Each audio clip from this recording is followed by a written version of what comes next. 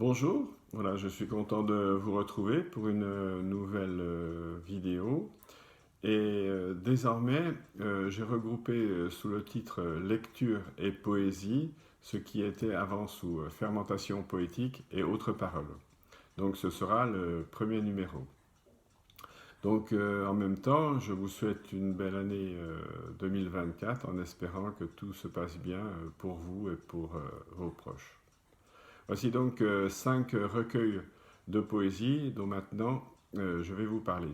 Et le premier d'entre eux est celui de Alain-Jean Massé, que sans doute beaucoup connaissent parmi vous, qui a publié La vie en flash au cahier de l'arbre.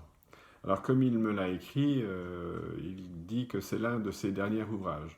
Alors Alain-Jean Massé a 89 ans et donc il a une longue et intéressante vie poétique. Alors dans cet opuscule, les haïkus se suivent dans une résonance ironique et scintillante, et avec une justesse de ton parfois tendre, parfois nostalgique, mais je trouve toujours juste.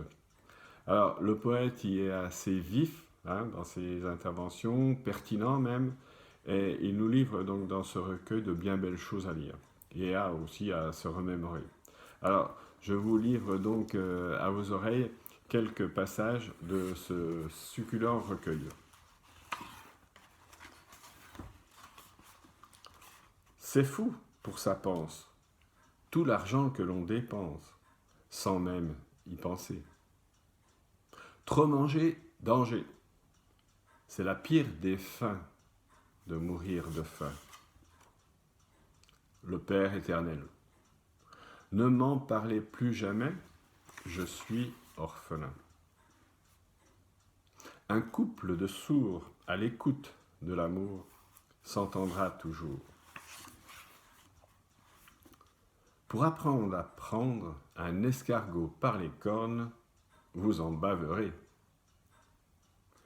À l'académie, quand le poireau perpétuel sera-t-il admis?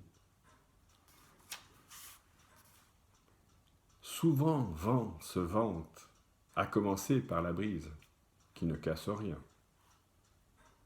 À voir la rosée, les nuits sont incontinentes sur le continent.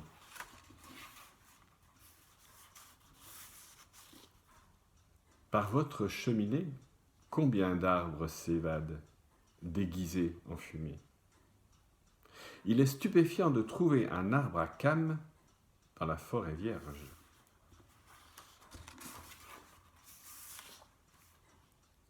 Entre 4 murs, quantité d'hommes demeurent, et mûrs, ils y meurent. Par une fleuriste, être envoyé sur les roses, ça, c'est le bouquet. À ta perceptrice, lui déclarer mon trésor ne s'impose pas.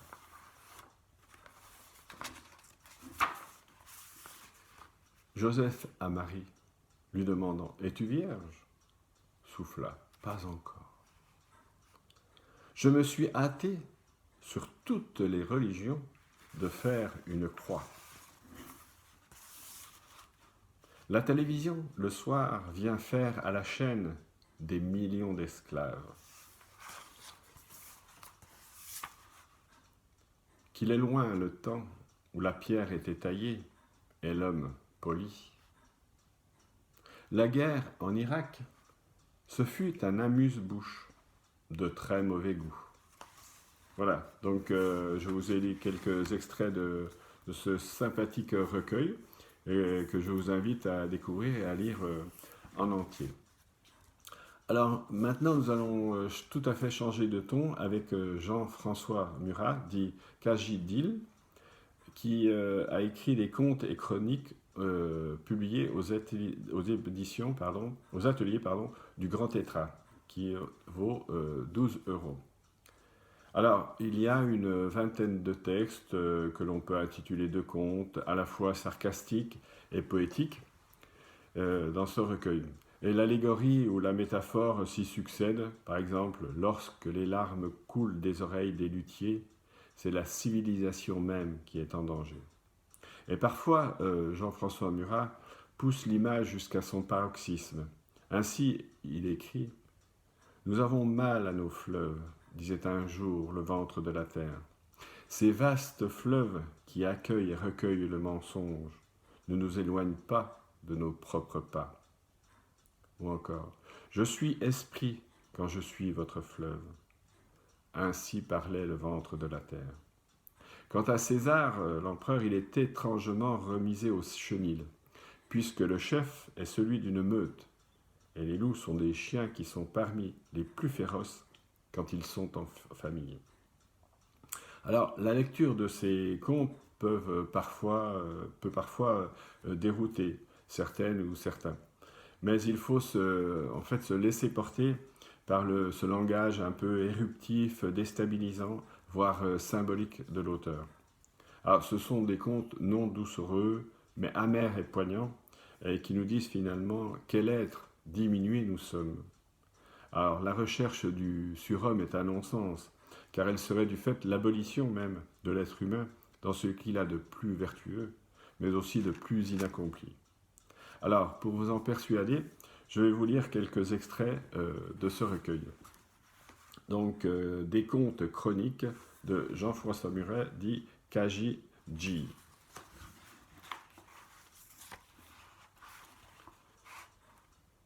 Zarathustra. Nous avons mal à nos fleuves, disait un jour le ventre de la terre. Ces vastes fleuves qui accueillent et recueillent nos mensonges ne nous éloignent pas de nos propres pas. Ces vastes fleuves les charrient vers notre mer. Puis de reprendre, l'homme a peur de sa vocation. Ces lois sont un refuge sûr contre ces légendaires paniques ontologiques, et nous avons tous mal à nos fleuves. J'ai signé une défaite de l'esprit. L'homme est, affirma le vieux sage depuis sa souche aussi vermoulue que sa croyance. Et dans sa défaite, l'homme en vieux sage contresigna. Je suis esprit, car je suis votre fleuve. Ainsi parlait le ventre de la terre.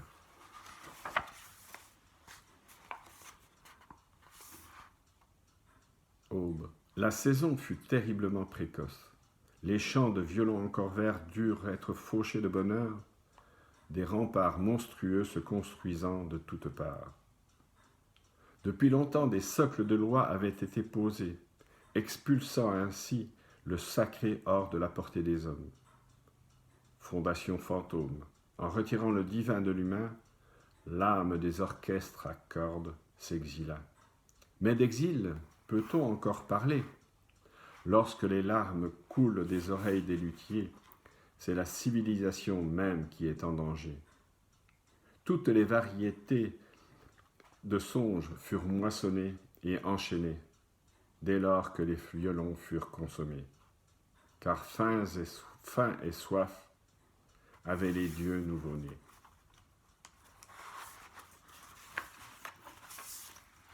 Autopsie d'une intégration.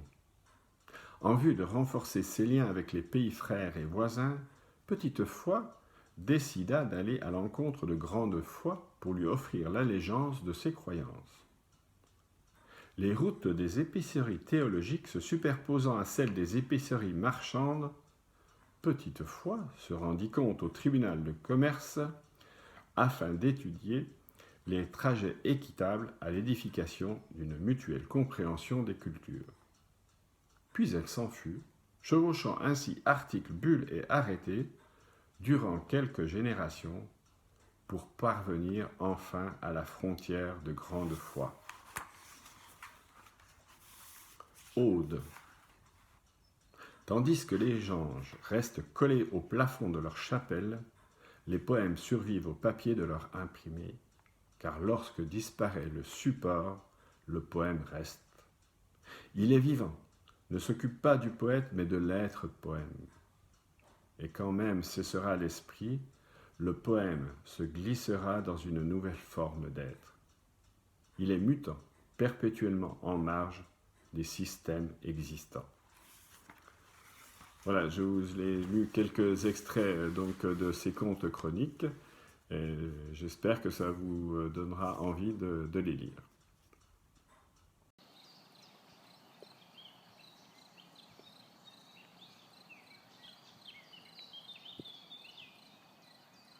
Alors nous continuons donc cette découverte de recueil avec Bruno Lomenech. Le départ aura lieu dans quelques instants, qui a été publié aux éditions Intervention à haute voix et qui vaut 10 euros.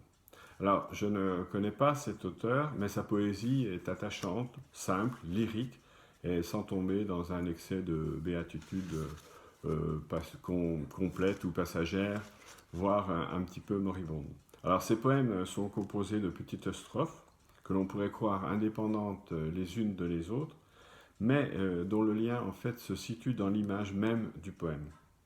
Alors, il a cependant une manière d'aborder le présent avec philosophie. Il écrit d'ailleurs: pourquoi est-il si facile de vivre sans se comprendre? Alors, une belle et intéressante interrogation. Alors, les poèmes donc de Bruno Lomenech appellent à une certaine quotidienneté, soulevée par une image prolongeant donc son questionnement. Ainsi, le réel, question sans cesse battue et rebattue, le poète écrit: le réel est le rapprochement des regards dans le ralenti du souffle, pour enfin retrouver une langue modeste. Alors, quelques lectures donc de ce sympathique ouvrage.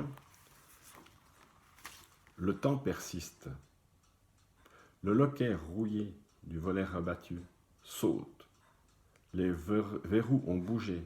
La barrière vermoulue tombe sans se briser. Les charnières, les jointures cèdent à leur manière. Les clenches, les petits bâtons tracés à la craie blanche pour compter les jours, se brouillent. Petits bâtons égaux, aux ombres déracinées, tremblent dans la main nue. Rangement. Dans nos cartons à chaussures, nos petits pas jetés en tas, nos petits pas bien trop grands. Dans nos cartons à chaussures, nous nous retournons entre deux avalanches. Regards croisés. En nous, de sombres calebasses aux eaux profondes. Les yeux fermés, connaît-on le chemin? Les lieux du laisser-être, au pied des remparts, des arbres et des mots. Lentement, le vide contre le plein. La harpe s'inverse dans son vêtement d'air. D'anciens pays s'envolent comme des nouveau-nés. Sous la peau, la proximité. Tantôt une rivière, tantôt les branches de l'arbre. Le réel est le rapprochement des regards dans le ralenti du souffle. Et enfin, quelqu'un qui embrasse un arbre, qui embrasse-t-il? Quelqu'un qui s'envole, pour qui est-il un arbre? Quelqu'un dans mes yeux, qui embrasse-t-il? Quelqu'un qui prend corps, est-il un arbre? Quelqu'un que l'on croise, qui embrasse-t-il? Quelqu'un qui ressemble à ce que je n'écris pas, est-il un arbre?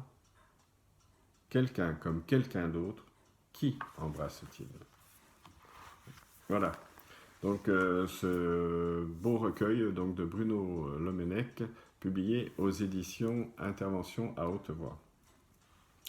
Alors maintenant, je vais vous parler de Jean-Louis Bernard, de son dernier recueil, Héritage du souffle, publié aux éditions Alcyone, qui a un prix de 18 euros. Alors, à contrario de Bruno Lomenech, on connaît davantage Jean-Louis Bernard, qui est auteur de multiples recueils chez différents éditeurs et même récompensé par plusieurs prix de poésie. Alors, il est dans le paysage poétique, je dirais, un passant, entre guillemets, reconnu, et sa poésie s'inscrit dans cette veine du lyrisme contemporain où les images cohabitent avec une possible philosophie, même si l'auteur, j'en suis sûr, s'en défendrait. Alors toutefois, l'écriture de Jean-Louis Bernard est toujours la même, dirais-je, mais sans l'être dans chacun de ses recueils. Ce n'est pas tant le thème donc, qui se renouvelle, mais le regard que le poète porte donc, sur les choses et son sans cesse renouvellement de l'image. Ainsi, par exemple, écrit-il dans ce recueil: « J'écris les mythes et les rites, et mes racines nomadisent dans l'évanescence du feu. Ou encore, il écrit « C'était un arbre qui soufflait sans trêve, ni colère, sur les racines du vent. » Alors peut-être certains trouveront ces images un peu insipides, voire trop molles, ou voire même trop semblables. Mais je dirais que le poète, a ses faiblesses bien respectables. Alors, en fait, il nous invite plutôt à faire preuve d'un esprit critique et d'aller au-delà de notre pensée première et pour entrer dans son monde. Il écrit d'ailleurs « Vois-tu, en contrebas, au-delà de notre fugace pensée, pour entrer dans son monde. Vois-tu, en contrebas, ces cascades muettes, juste le blanc. Et plus loin, comme un vol d'uranie en migration, imprévisible fraîche en leur chrysalide. » Alors Michel Diaz écrit en postface, en parlant donc de Jean-Louis Bernard, qu'il est de l'espèce de ces grands évadés poétiques, de ceux qui poussent la langue et la pensée hors des charnières usuelles du poème. Voilà, je partage aussi avec lui donc ce point de vue. Voilà donc quelques extraits de ce recueil.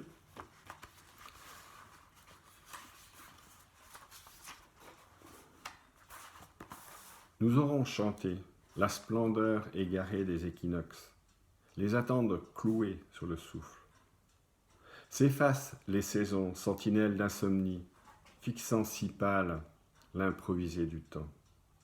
Colmatage des heures à travers les nostalgies frôleuses, tressaillent les horloges au seuil de nos années anciennes. Investis que nous sommes par les saisons perdues.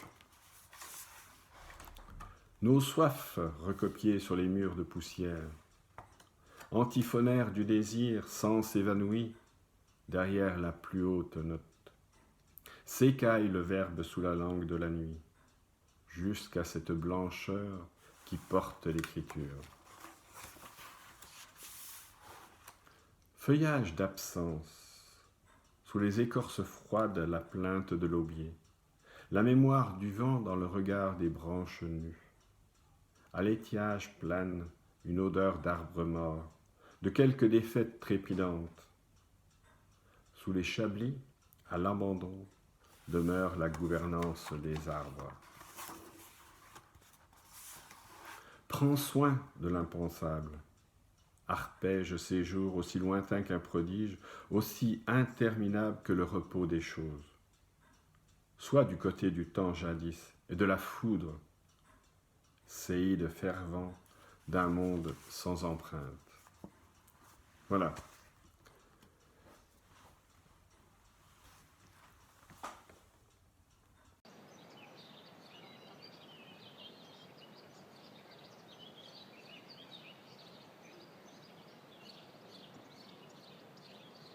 Voilà, nous allons donc terminer ces lectures et poésies numéro 1, donc par 3 ouvrages.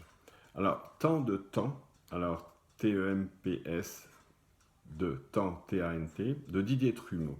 Alors, des illustrations de Corinne Sameleux et aux éditions Valmeux, 14 €. Alors, parler du temps, est-ce une extravagance de poète, une folie d'artiste ou simplement la pensée d'un jardinier comme l'est Didier Trumeau devant la nature? Alors, mais Didier Trumeau ne se répète pas tout au long de ce recueil, exercice périlleux. Il évite aussi bien donc les lieux communs que les redondades. Il écrit à la fois, je dirais, en poète et philosophe, certes non en faisant une démonstration encyclopédique sur le temps. D'ailleurs, n'est-ce pas un sujet sur lequel maints penseurs se sont penchés? Et pour arriver à quelle conclusion? Je vous le demande. Alors sa réflexion, si tourmentée soit-elle, nous mène bien vers cette idée de ce que nous sommes, de ce que nous faisons. Alors le temps finalement n'est rien d'autre qu'une variable d'ajustement, la mémoire de nos artères, ou plutôt le bras parfois flatteur, parfois irritant qui nous accompagne. Alors, définir le temps, ce n'est pas si simple. Et je vous vais livrer quelques réflexions donc, de Didier Trumeau, afin que vous-même, vous soyez dans le même temps que l'auteur, dirais-je. Alors je vous lis que quelques extraits de ce recueil. Ce temps qui passe, que je peux regarder droit dans les yeux sans les baisser, peut passer tout en restant droit dans ses bottes, comme un i fier d'être celui qui réclame de l'attention, pour ne pas disparaître faute d'intérêt et d'empathie. Le temps demande de l'amour et non l'inverse. Le temps et l'homme ont un lien inaltérable. Sans temps, pas d'homme, et sans homme, pas de temps. Ce pouvoir réciproque oblige à une certaine promiscuité. Le terme exact est la chronicité. La pathologie est incurable. Le temps qui passe se moque du temps qu'il se met à passer. Il a le temps. Je comprends que regarder le temps qui passe demande du temps, pas de montres et autres objets à calculer.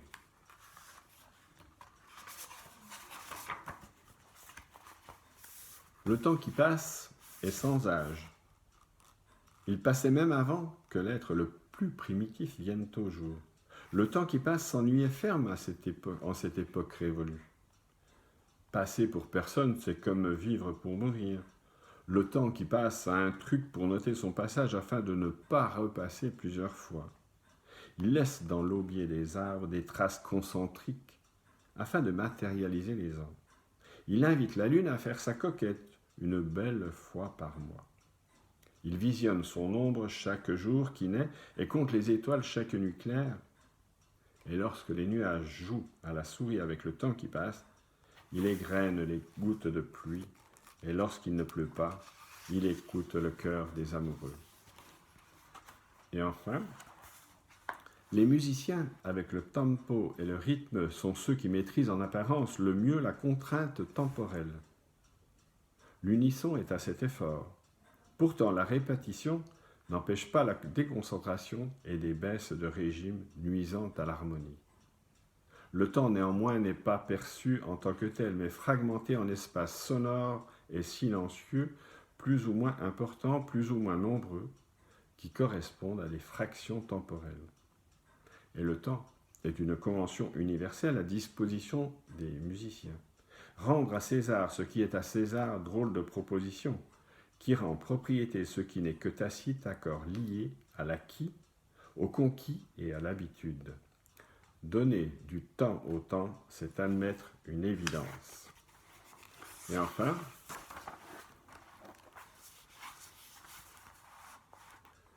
le temps est le temps, et le temps n'est pas le temps. Il est tout, est à tous, n'est rien, et n'est à personne. Il nous file entre les doigts, remplit notre vie, est indissociable de l'univers. Rendre au temps ce qui est au temps, c'est redonner sa place au temps, l'absolu. Ne plus manipuler le temps permet à la sérénité de prendre sa place dans le temps avec la paix.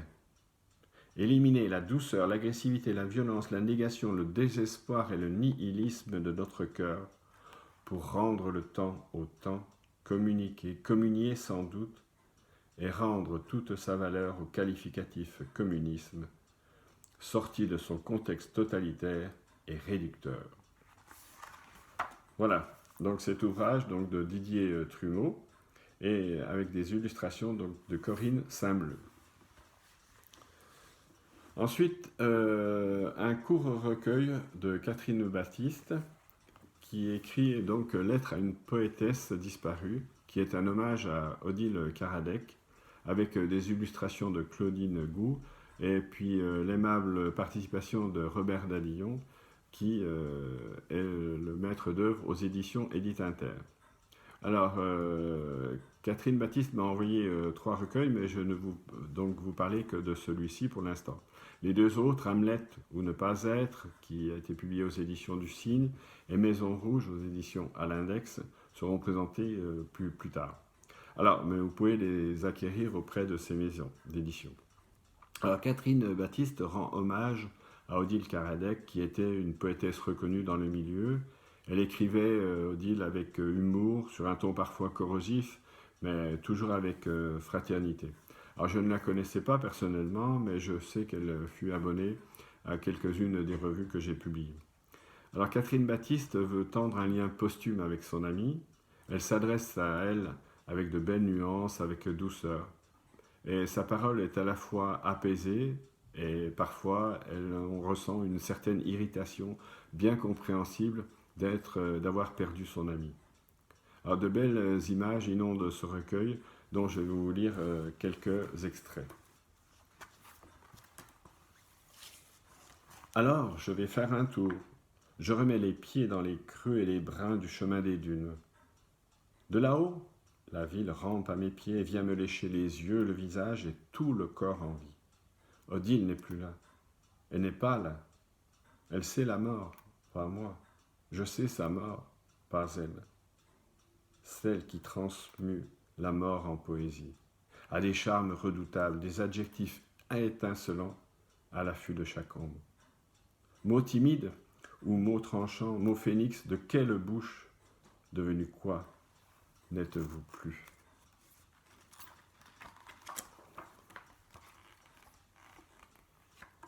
Alors, je reviens faire un tour dans ma petite cinquantaine et j'écris. Plus qu'il n'est nécessaire, combien ma vie est rouge à force d'être bleuée, campanule et coquelicot. Oui, j'écris pour les fous, les arbres, les chiens et les ballerines. J'écris avec la certitude lumineuse de leur donner des mots lumineux. J'en doute pourtant, et je doute de la lumière aussi. Je doute d'un pied devant l'autre. J'écris en funambule, j'écris en équilibre. Je fais des doubles saltos aria, des ellipses, des sauts prieux, et je m'autorise le grand écart, la dissonance bien sonnée, et m'accorder des ruades. Surtout, j'ulule de joie. Ce poème s'ancre irrésistiblement dans le réel. Il fait trop raisonnement qui se déroule, qui se dévide, pas assez saut de puce, d'image poétique en image poétique. L'immatérialité de ton corps m'enrage, l'immatérialité de l'espace décrit soulage. J'y déverse ma colère, écorche ma bouche asséchée. Ma poésie y est exigeante. Oui, je réalise que ma poésie exige, exagérément, et dans des apostrophes osées, quel culot fasse une Antigone, vous voyez, de lui faire la leçon comme faite en d'autres pages, de lui rappeler la chair, le sang, le lait, la vie. Il semblerait qu'avec la poésie, j'accède, ou j'intercède, ou je concède, mais quoi et à qui? Voilà.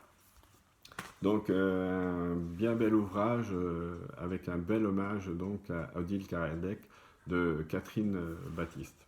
Et enfin, pour terminer,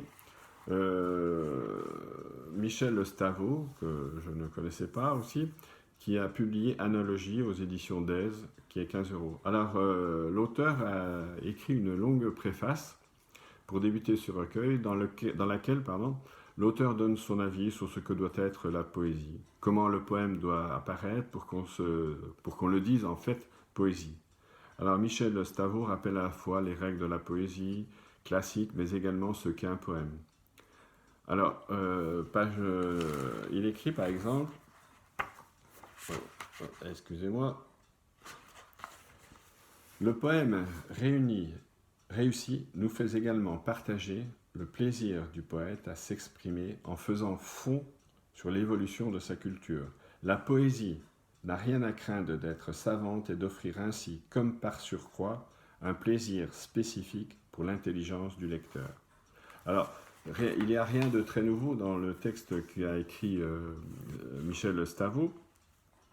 Il y a beaucoup de références effectivement, mais il a le mérite aussi de redonner au poème sa place dans l'espace artistique de l'être humain. Alors par contre, Michel Stavo se montre quelquefois assez didactique, prônant donc une nouvelle poésie classique, c'est-à-dire une poésie rimée avec musicalité. Alors je vous lis ce qu'il en dit. Mais le poète d'aujourd'hui aura raison au contraire d'émailler de quelques syncopes musicales, sous forme par exemple d'assonance, la trame de ses strophes, si cela lui paraît plus approprié pour donner à son imagination la plus grande force. Et la musicalité d'un poème repose sur une recherche portant sur les sons de la parole. Alors, j'avouerai que bien qu'il cite Reverdy, Je dirais que ce dernier a résumé en fait la poésie en quelques mots par ce titre, cette émotion appelée poésie. Et je crois dans ces quelques mots, tout est dit. Alors, les poèmes qu'a écrit donc Michel Stavot en fait répondent donc à cette demande de nouvelle poésie classique avec 8 pieds ou octosyllabes avec des rimes. Alors, laquelle ne me semble pas tout à fait nouvelle au demeurant, car il fut un certain temps, il me semble, que chez certains éditeurs patentés sortaient des recueils avec la rime, par exemple, en bandoulière, si je puis m'exprimer ainsi. Mais je vais vous lire donc 2-3 poèmes donc, de ce recueil de Michel Stavot. La tentation de la falaise. Quand les panneaux du temps coulissent dans le ciel, que le jour puis la nuit sculptent des théorèmes, en pariant pour la fuite éblouie du soleil, sur le relief à vif et tracent leurs poèmes. Nul ne se hasarderait du peuple géomètre, flanquant l'heure où le vide informe ses parois, et les vachiers du bleu font les nuages paître, à connaître la part de joie du pur combat. Maison natale. La maison rouge est dans ma tête, aux 100 chambres inhabitées. Le jour encore à la fenêtre, dans un paysage ignoré. Y mène un chemin de traverse par une colline au gros dos, et des champs où nul herse. Pour vivre, il est souvent trop tôt. Aujourd'hui commence demain. Demain sera un jour de fête, où nous guiderons dans les foins les bœufs avec le rêve à paître. Et enfin, poème de l'incertitude. L'âme fraîchement aiguisée, paraît le soleil se hissant, comme une pensée acérée, mimée par l'oiseau sous son chant.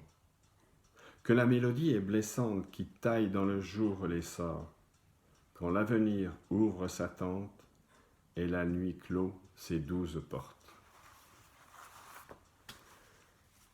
Voilà, donc ce premier numéro de lecture et poésie est terminé. J'espère que cela vous aura intéressé et que vous aurez envie de lire l'un ou l'autre de ces recueils, ou même tous. Je vous remercie donc pour votre écoute et à bientôt. Merci.